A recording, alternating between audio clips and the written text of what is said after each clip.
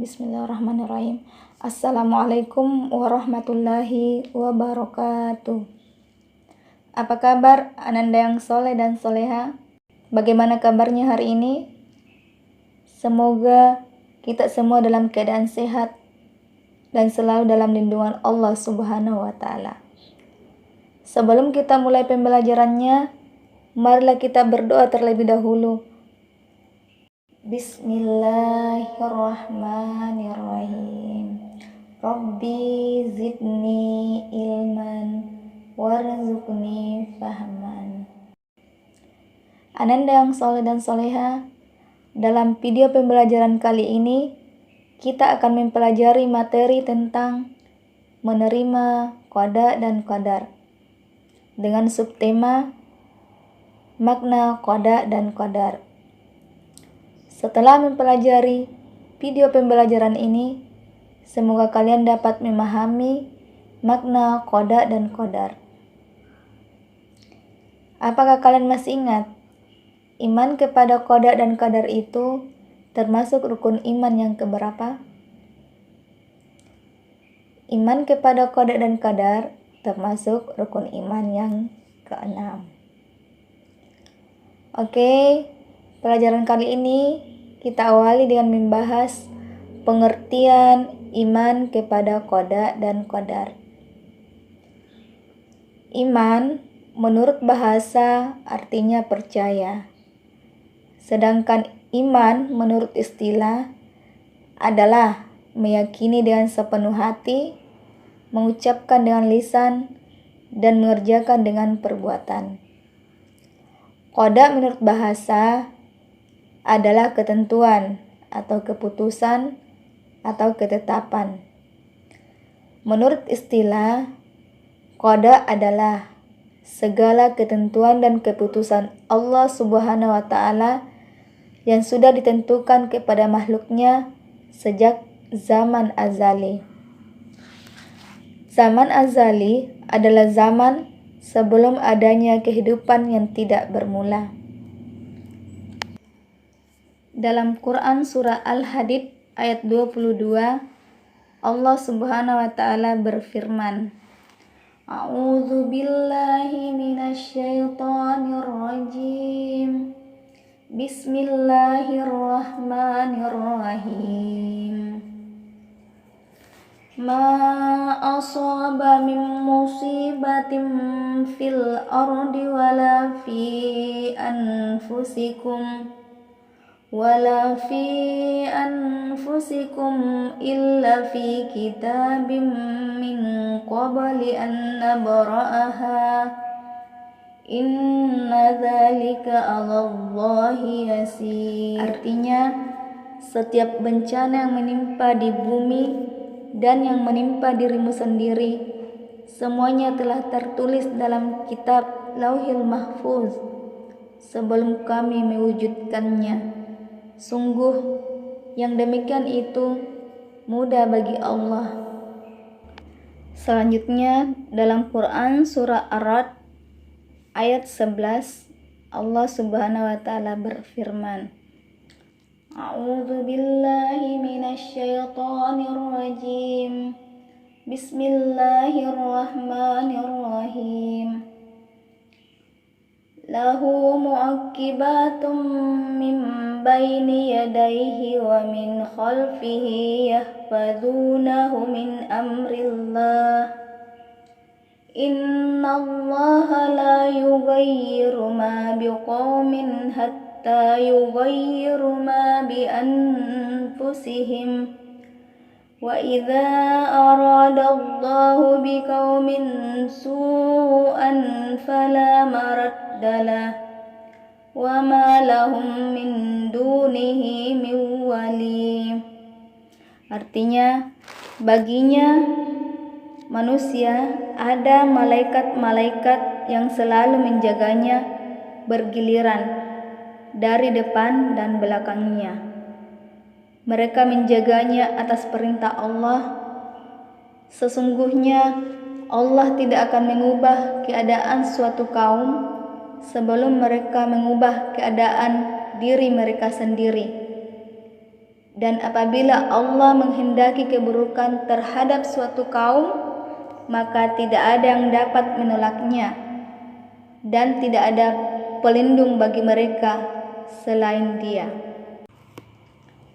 Kesimpulan dari percaya kepada qada dan qadar adalah percaya dan meyakini dengan sepenuh hati bahwa Allah Subhanahu wa Ta'ala sudah menentukan segala sesuatu bagi makhluknya. Ananda yang soleh dan soleha, apakah ada hubungan antara qada dan qadar? Tentu saja ada.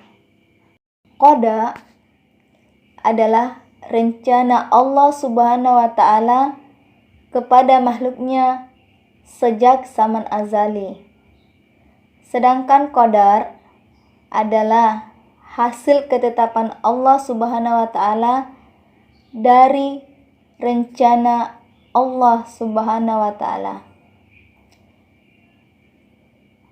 Jadi, hubungan antara qada dan qadar adalah hubungan yang tidak dapat dipisahkan dalam kehidupan sehari-hari. Hubungan qada dan qadar itulah yang disebut dengan takdir. Sedangkan takdir itu sendiri dibagi menjadi dua, yaitu yang pertama takdir mu'allaq, yang kedua takdir mubram. Takdir mu'allaq adalah ketentuan Allah yang mungkin masih dapat dirubah oleh manusia melalui usaha atau ikhtiar. Misalnya, bodoh menjadi pintar.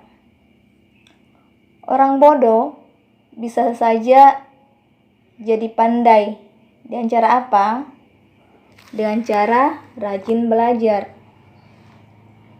Contoh selanjutnya, miskin menjadi kaya. Untuk menjadi kaya, harus bekerja keras dan hidup hemat, karena tidak mungkin kekayaan itu datang tanpa kita melakukan usaha. Tapi jangan lupa, usaha apapun yang kita lakukan harus disertai dengan doa. Selanjutnya, sakit menjadi sehat. Orang yang sakit berusaha dengan cara minum obat dan hidup bersih. Tetap menjaga kebersihan badan dan kebersihan lingkungan. Selanjutnya, takdir mubram.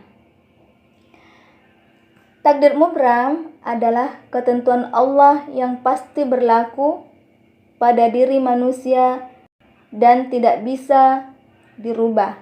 Misalnya, yang pertama, hari kiamat. Hari kiamat itu pasti terjadi. Kapan dan bagaimana terjadinya, itu semua hanya Allah yang mengetahuinya. Karena itu sudah direncanakan oleh Allah Subhanahu wa Ta'ala. Yang kedua, matahari terbit dari timur dan tenggelam di barat. Itu semua adalah rencana dari Allah Subhanahu wa Ta'ala, dan itu semua sudah jadi ketetapan yang sudah diketahui bahwa matahari terbit dari timur dan tenggelam di barat. Contoh selanjutnya, kematian. Kematian seseorang sudah ditentukan oleh Allah Subhanahu wa Ta'ala. Kapan, di mana, dan sedang apa seseorang itu mati, itu semua sudah direncanakan oleh Allah Subhanahu wa Ta'ala sejak zaman asali. Jadi, siapkan diri kita dengan memperbanyak amal soleh, karena dengan amal kitalah yang akan menjadi bekal ketika kita sudah meninggal. Selanjutnya, planet-planet berputar pada porosnya. Juga rencana dari Allah Subhanahu wa Ta'ala, dan itu adalah atas kehendaknya. Jika planet-planet berputar tidak pada porosnya, maka planet-planet tersebut akan bertabrakan. Inilah ketetapan Allah yang sudah kita ketahui, yaitu planet berputar pada porosnya. Ananda yang soleh dan soleha, setelah kalian mempelajari video pembelajaran ini, silahkan jawab pertanyaan berikut. Yang pertama, jelaskan pengertian iman kepada qada dan qadar. Yang kedua, jelaskan pengertian takdir mubram. Yang ketiga, sebutkan perbedaan antara qada dan qadar. Yang keempat, sebutkan 3 contoh takdir mu'allaq dan takdir mubram.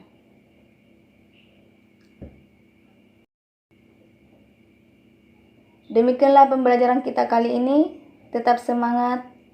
Wassalamualaikum warahmatullahi wabarakatuh.